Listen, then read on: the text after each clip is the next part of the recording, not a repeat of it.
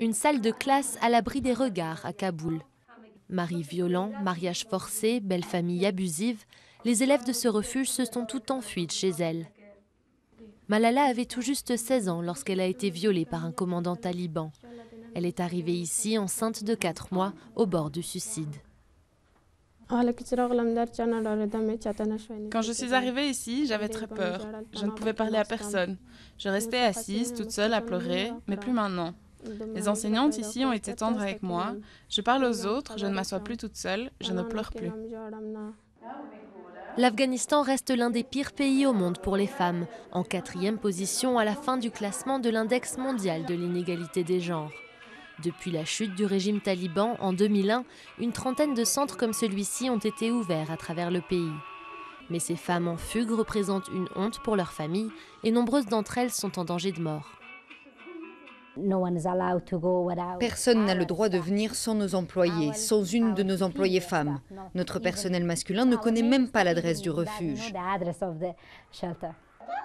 Mais les attitudes évoluent et la police confie désormais directement au refuge certaines femmes victimes de violences. En jeu, la plupart du temps, la garde des enfants, souvent automatiquement confiée au mari, même abusif. Les femmes restent cachées ici jusqu'à la résolution de leur cas. Prochaine étape, un centre de transition pour y continuer leurs études et tenter de réintégrer la société.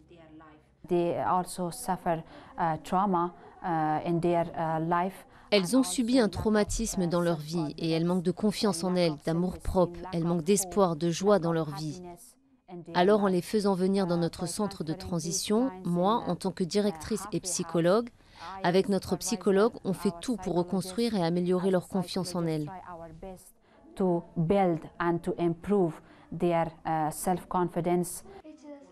Après la mort de sa mère, Aïcha a été vendue par son père qui voulait se remarier. Forcée à se prostituer par ses nouveaux propriétaires, elle est ramassée par la police à 6 ans. Elle en a 15 aujourd'hui et pense désormais à son avenir. J'ai décidé de poursuivre mes études, de finir l'école, l'université et de devenir avocate. Je veux défendre les droits des femmes en Afghanistan et dans le monde entier.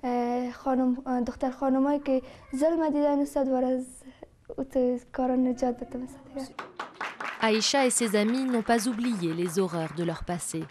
Mais ensemble, elles sont devenues plus fortes et même fières d'être femmes.